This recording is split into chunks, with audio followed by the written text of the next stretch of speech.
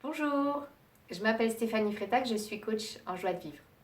Dans cette vidéo, je vais vous parler de mon expérience du deuil périnatal. C'est une vidéo qui est un peu moins funky que ce que je peux faire d'habitude, mais je pense qu'il pourra aider les personnes qui sont touchées par ce genre de problème. Si vous vous sentez concerné par cette vidéo et qu'elle vous donne de l'information, qu'elle vous aide un petit peu, je vous invite à la partager, à la liker, à vous abonner à ma chaîne. Merci. Le deuil périnatal, c'est quelque chose que j'ai vécu. Je l'ai vécu 7 fois. J'ai fait 7 fausses couches entre ma fille de 10 ans et mon fils de 2 ans. Les explications, elles sont diverses. On peut regarder un peu. Voilà. Je ne vais pas forcément rentrer dans le détail de tout le pourquoi de ces fausses couches. En tout cas, ce qui est sûr, c'est que physiquement, j'avais tout pour que ça fonctionne et que ça ne marchait pas. Et les médecins m'ont poussée en me disant « Mais vous êtes super fertile, allez-y, vous laissez passer un cycle et vous recommencez. » Mes fausses couches, je les ai faites au premier trimestre. Alors on peut se dire « Oui, mais c'est rien, c'était un tout petit machin. » Ouais. À 4 semaines, il y a un cœur qui bat déjà. Avec mon hypersensibilité et le travail que je fais sur moi, les battements du cœur, je les sentais. Le bébé, je le sentais. Il y avait déjà un lien qui s'était créé. Pour moi, ce n'était pas quelque chose d'inexistant. C'était là. Et la souffrance que j'ai vécue en perdant ces enfants, ces bébés, c'est pas quelque chose dont on s'en fiche.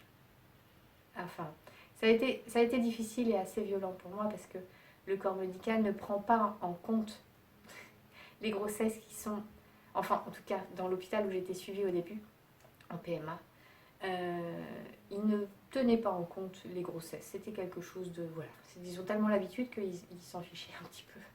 Voilà. Sauf que pour moi, c'était particulièrement difficile.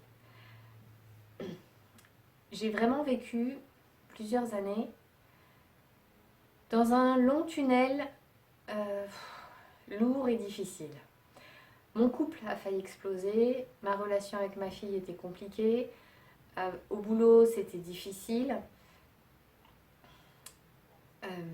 Mon boulot était aussi un peu en responsable de la situation, par le stress, le surstress, le trop de stress à gérer. Et ce qui m'a aidée, c'est une amie à moi que j'ai vue, qui est russe, qui m'a dit « Mais dans mon pays, quand on fait une fausse couche, pendant 2 ans, on nous demande d'arrêter, quel que soit le terme. Parce qu'il faut laisser le temps au corps de récupérer. » Et là, je me pris conscience que j'étais complètement à côté de la plaque. Je m'étais lancée dans un truc là de forçage de la nature. Alors oui, je tombais enceinte rapidement. Mais pourquoi? Enfin, c'était ignoble en fait. C'était vraiment inhumain. C'était vraiment parti dans quelque chose qui était plus normal. Et de ne pas pouvoir faire ce deuil, de ne pas pouvoir nommer les choses. Enfin, c'est quelque chose, c'est un non-dit. Il y a une femme sur 2 qui fait des fausses couches. C'est énorme, énorme. Mais on n'en parle pas. On ne veut pas parler. Ah, il ne faut pas parler de la mort. Ben non. Ben oui, mais ça fait partie de la vie. Et c'est une souffrance. C'est une souffrance pour toutes ces femmes qui vivent ça. Alors maintenant, moi, je peux en parler. Parce que j'ai fait du travail, j'ai avancé sur mon chemin. Mais ça reste, comment dire, j'ai eu 9 grossesses. Quoi qu'on en dise, j'ai eu 9 grossesses. Et ça reste. Ça, c'est marqué.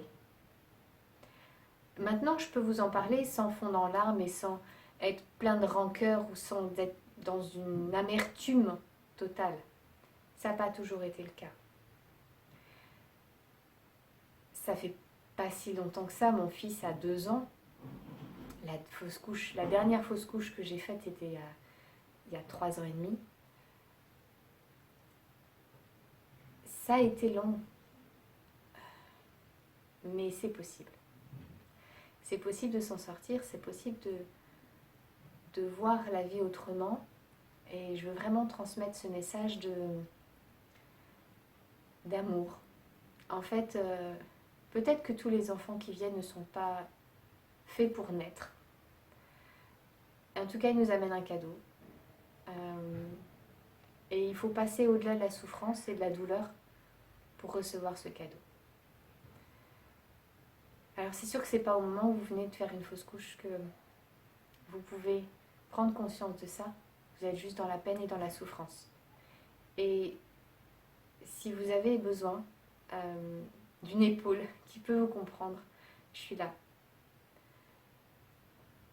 Dans ces moments-là, quand vous venez de traverser ces épreuves qui sont horribles, vous avez juste besoin d'être écouté, entendu dans votre souffrance. Et vous avez besoin de beaucoup de bienveillance. Et ça, c'est quelque chose de très important qu'il faut vraiment respecter. Une jeune maman est aussi fragile que son nouveau-né.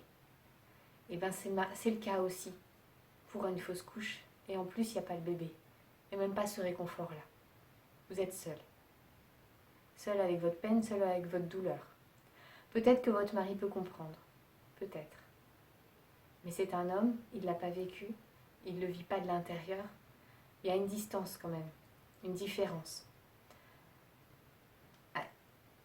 Je vous souhaite d'avoir un homme qui ait beaucoup d'empathie et sur qui vous pouvez pleurer sur son épaule juste avec tout l'accueil qu'il peut avoir. Il arrive que les hommes soient plus dans une recherche de solutions, de conseils. Là, il n'y a pas de solution. Vous avez juste besoin de prendre le temps d'accueillir toute votre peine, votre tristesse.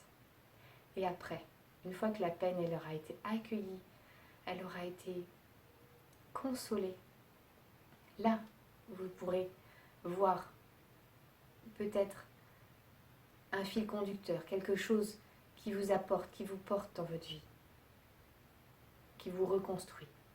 Mais cette peine, elle restera. Il restera toujours un petit quelque chose. C'est une part de vous-même. Ça fait partie de vous-même. Mais c'est beau en même temps. C'est votre faille, c'est votre spécificité. Moi, j'ai ça. J'ai cette spécificité.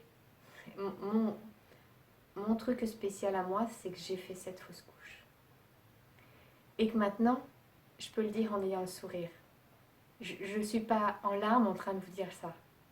Je suis pleine d'amour, je suis pleine d'espoir, je suis pleine de joie d'avoir traversé ça et d'être toujours en vie.